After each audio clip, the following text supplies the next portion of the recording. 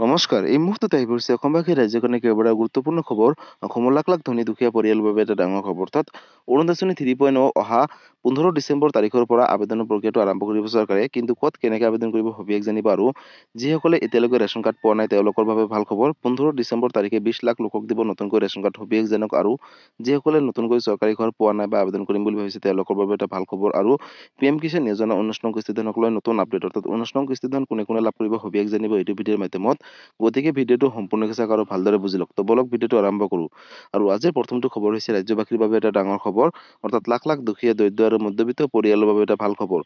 বন্ধুসকল, অৰুণোদয় 3.0 আবেদনৰ প্ৰক্ৰিয়াটো অহা 15 ডিচেম্বৰ তাৰিখৰ পৰা আৰম্ভ হ'ব ৰাজ্যত।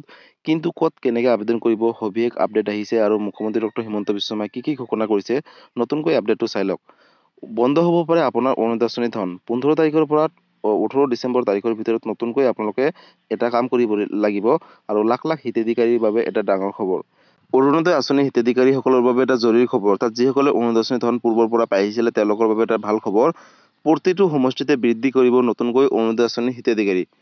আৰু 15 তাৰিখৰ পৰা অৰ্থাৎ 15 ডিচেম্বৰ তাৰিখৰ পৰা 28 ডিচেম্বৰৰ ভিতৰত অনুষ্ঠিত হ'ব অৰুণোদয় আঁচনি হিতাধিকাৰীসকলৰ এখনকৈ সভা।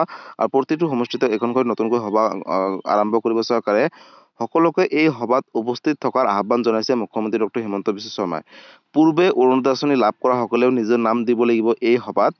আৰু এইবাৰ নাম বাদ পৰিলে বিধানসভা নিৰ্বাচন পৰ্যন্ত লাভ নকৰে আৰু অৰুণোদয় আঁচনি ধন বুলি চৰকাৰে ঘোষণা কৰিছে। গতিকে নতুনকৈ নিৰ্বাচিত সকলেহে লাভ কৰিব অৰুণোদয় আঁচনি 3.0 ধন। আৰু প্ৰতিটো সমষ্টিতে বৃদ্ধি কৰিব অৰুণোদয় আঁচনি হিতাধিকাৰী বুলি ইতিমধ্যে চৰকাৰে ঘোষণা কৰিছে। পূৰ্বে অৰুণোদয় লাভ কৰা সকলেও নিজৰ নাম দিব লাগিব এই সভাত। অৰ্থাৎ প্ৰতিটো সমষ্টিতে নতুনকৈ সভা গঠন কৰিব। অৰুণোদয় আঁচনিক লৈ মুখ্যমন্ত্ৰী ডক্টৰ হিমন্ত বিশ্ব শৰ্মাই ক'লে বৃহৎ ঘোষণা। আৰু এই কাম নকৰিলে বঞ্চিত হ'ব পাৰে আপোনাৰ অৰুণোদয় আঁচনি লাভৰ পৰা বুলি চৰকাৰে ঘোষণা কৰিছে। নাম দিয়াৰ পিছতে হিতাধিকাৰী বাছনি কৰিব চৰকাৰে। অৰ্থাৎ লাখ লাখ দুখীয়া দৰিদ্ৰ আৰু মধ্যবিত্ত পৰিয়ালৰ বাবে এটা ডাঙৰ খবৰ। বন্ধুসকল, অৰুণোদয় 3.0 15 ডিচেম্বৰ তাৰিখৰ পৰা 28 ডিচেম্বৰৰ ভিতৰত নতুনকৈ আবেদনৰ প্ৰক্ৰিয়াটো আৰম্ভ কৰিব চৰকাৰে। আৰু আপোনালোকৰ গাঁও পঞ্চায়তত প্ৰতিটো গাঁও পঞ্চায়ততে আপোনালোকে এখনকৈ সভা অনুষ্ঠিত কৰিব। আৰু সেই সভাত গৈ আপোনালোকৰ নথি পত্ৰসমূহৰ লগতে আপোনালোকৰ নামসমূহ দিব লাগিব। আৰু যদি আপোনালোকে যিসকল পূৰ্বৰ পৰা পাই আহিছিলে তেওঁলোকেও নাম দিব লাগিব। আৰু নতুনকৈ যিসকলে আবেদন কৰিম বুলি ভাবিছে তেওঁলোকে সেই সভাত নাম দিব লাগিব, নিজৰ নথি পত্ৰসমূহ জমা দিব লাগিব।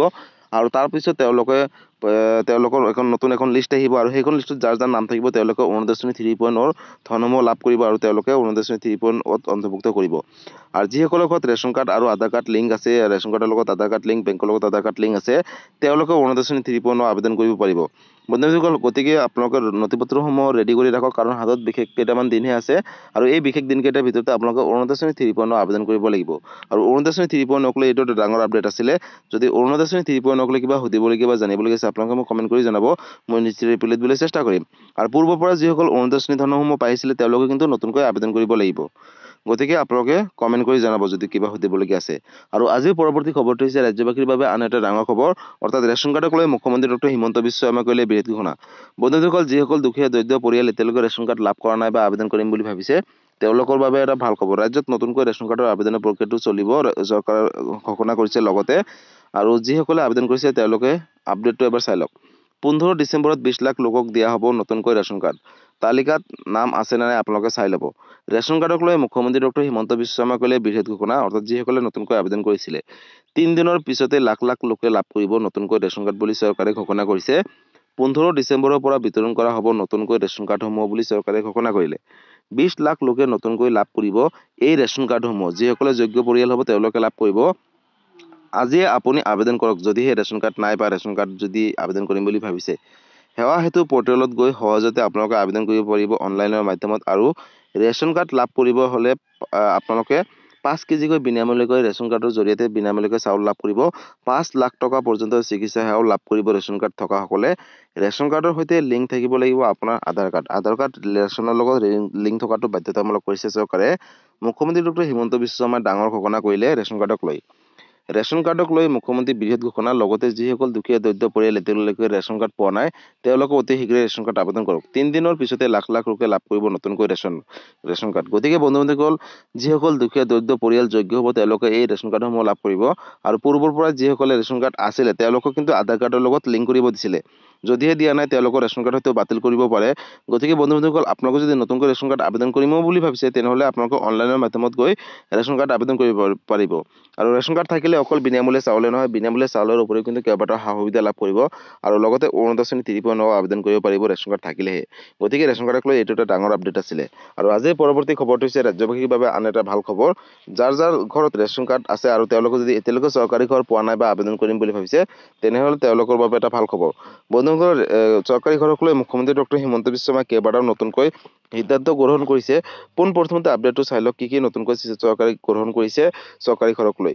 কোনো মানুহে যাতে কেঁচা ঘৰত থাকিব নালাগে, নতুনকৈ 1,73,000 লোকক দিয়া হ'ব বিনামূলীয়াকৈ চৰকাৰী পকী ঘৰ বুলি ইতিমধ্যে মুখ্যমন্ত্ৰী ডক্টৰ হিমন্ত বিশ্ব শৰ্মাই ঘোষণা কৰিছে।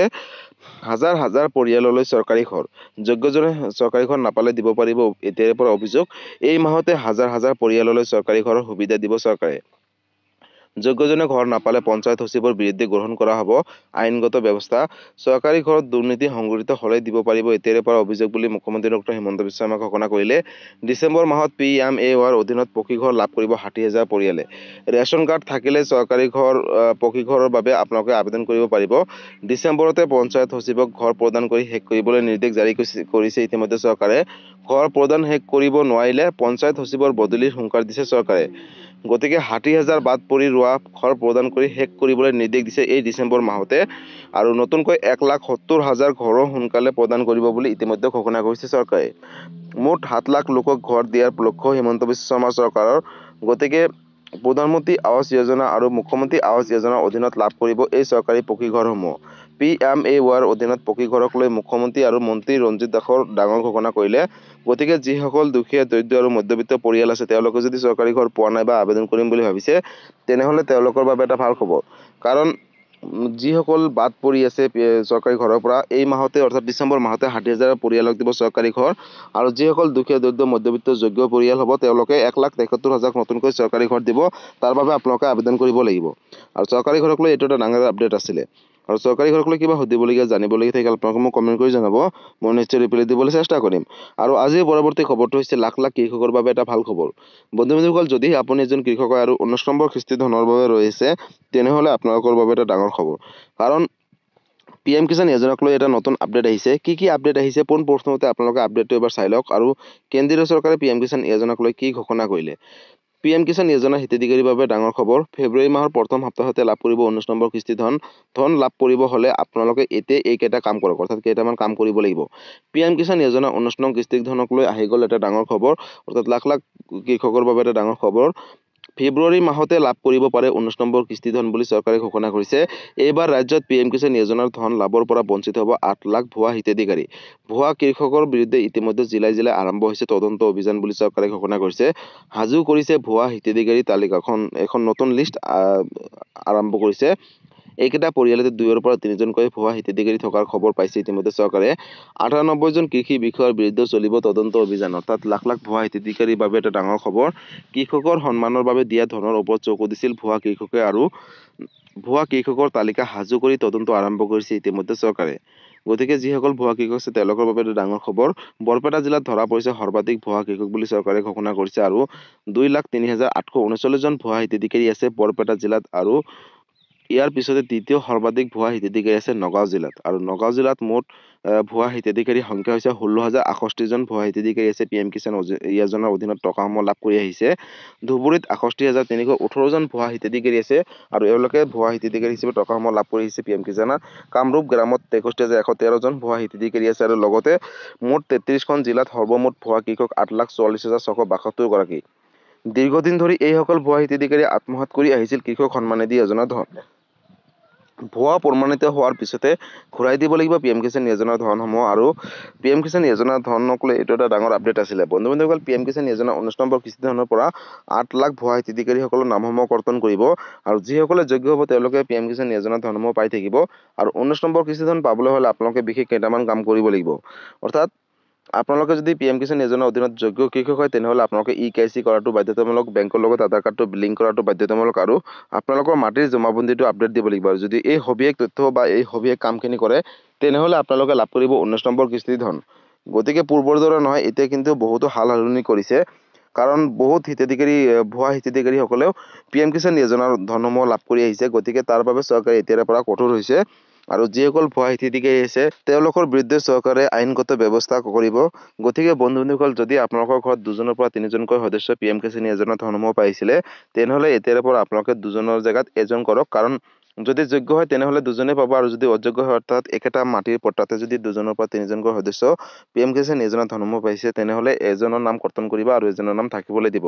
আৰু কিছুমানৰ ঘৰত হয়তো চৰকাৰী চাকৰি আছে আৰু চাকৰি থকাৰ পিছতো হয়তো PM কিষাণ যোজনাৰ ধনসমূহ পাইছিলে, কিন্তু এতিয়াৰে পৰা নহ'ব, কাৰণ চৰকাৰে এতিয়াৰে পৰা বহুত কঠোৰ হৈছে। যাৰ যাৰ ঘৰত চৰকাৰী চাকৰি আছে তেওঁলোকে PM কিষাণ যোজনাৰ ধনসমূহ নাপাব বুলি ইতিমধ্যে মুখ্যমন্ত্ৰী ডক্টৰ হিমন্ত বিশ্ব শৰ্মাই ঘোষণা কৰিছে। গতিকে লাখ লাখ কৃষকৰ বাবে এটা ডাঙৰ খবৰ। আৰু 19 নম্বৰ কিস্তি ধন অহা ফেব্ৰুৱাৰী মাহত দিব বুলি ইতিমধ্যে চৰকাৰে ঘোষণা কৰিছে। এতিয়ালৈকে অফিচিয়েলভাৱে ডেটটো ঘোষণা কৰা নাই। গতিকে PM কিষাণ যোজনাক লৈ এইটো এটা ডাঙৰ আপডেট আছিলে। যদি PM কিষাণ যোজনাক লৈ কিবা সুধিবলগীয়া বা জানিবলগীয়া আছে আপোনালোকে মোক কমেণ্ট কৰি জনাব, মই নিশ্চয় ৰিপ্লাই দিবলৈ চেষ্টা কৰিম। গতিকে বন্ধু-বান্ধৱীসকল, আজি আছিলে এইটো এটা ইনফৰমেটিভ ভিডিঅ' আৰু গুৰুত্বপূৰ্ণ খবৰ। ভিডিঅ'টো চাই কেনেকুৱা পালে? যদি ভাল পালে চেনেলটো নতুনকৈ আছে চেনেলটো ছাবস্ক্ৰাইব কৰিব, লাইক কৰিব। কিবা সুধিবলগীয়া বা জানিবলগীয়া আছে আপোনালোকে মোক কমেণ্ট কৰি জনাব, মই নিশ্চয় ৰিপ্লাই দিবলৈ চেষ্টা কৰিম। আৰু এই ভিডিঅ'টো আপোনালোকৰ সকলোৰে মাজলৈ শ্বেয়াৰ কৰি দিব। আৰু যদি ফেচবুক পেজৰ পৰা চাই আছে তেনেহ'লে ফেচবুক পেজটো ফ'ল' কৰিবলৈ নাপাহৰিব। আৰু ফেচবুক পেজৰ পৰা সকলোৰে মাজলৈ শ্বেয়াৰ কৰি দিব। ধন্যবাদ। জয় আই অসম।